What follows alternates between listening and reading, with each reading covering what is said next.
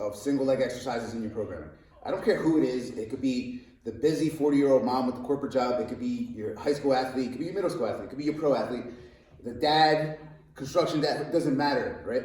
You need single leg training in your life, in your programs rather, as opposed to just doing the bilateral work with the squats and deads and yada yada. So two of the best that I've always found is every lunge variation that you could do as long as a person could move adequately.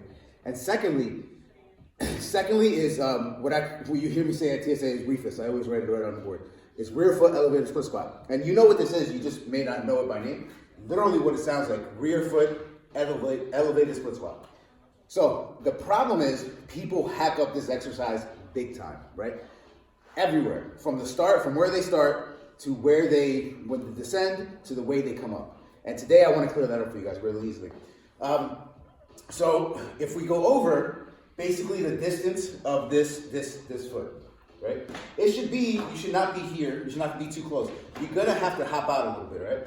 Some people are better off just taking their shoes off because they need that foot rooted into the ground. Now the thing is, on the way down, one of my focus points when I coach people on this is basically get rid of your hips. This crease line, one of the things you want to do is travel back, right? Travel back. And you notice that this guy is pretty vertical, right? Now, this is gone. If I had my hand in here, it'd be gone, right?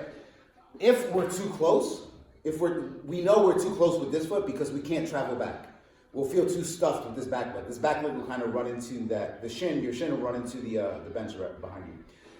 So from down in that position, we've gotten rid of the hips, right? Now the big thing, when I'm down here already, I got rid of this hip. This knee should not move, meaning it shouldn't move back when you come up, it shouldn't go forward when you come up, right? And essentially, it's like if it's up against a wall and you weren't to pull it off that wall, but you can't go into the wall either, and you're just gonna come up, right? And then we're traveling back. Now there's a lot of loading going on there. There's a lot of beauty going on there. There's a lot going on in that exercise. One of the big things that you can kind of clear this up, and it takes like some ballerina type motion, is that the thoracic spine. Make sure that you have these 3 points of contact, right?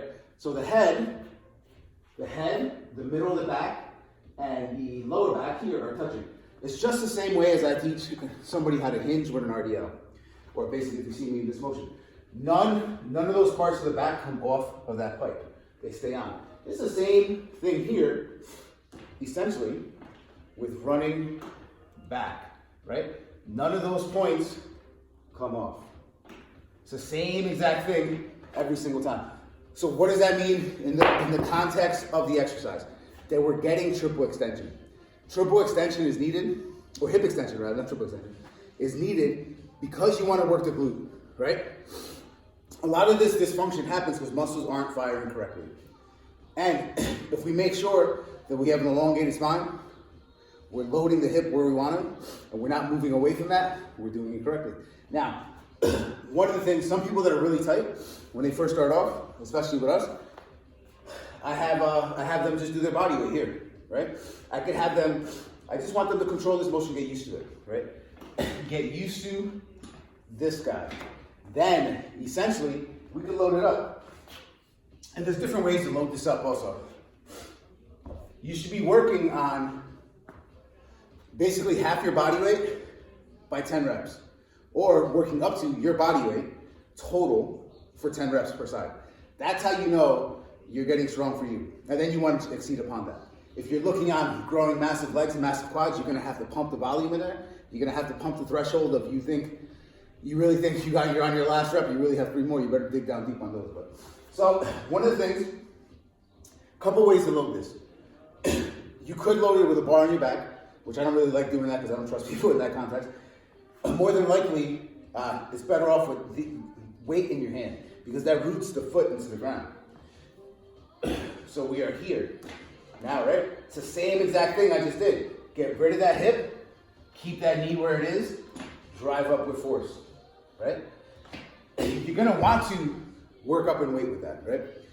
So, remember, this exercise is gonna be beautiful for most people. It's gonna have a lot of, how do you say it? It's gonna bang for a buck. It's gonna fix a lot of things. And it should be somewhere in your programming throughout the week, right?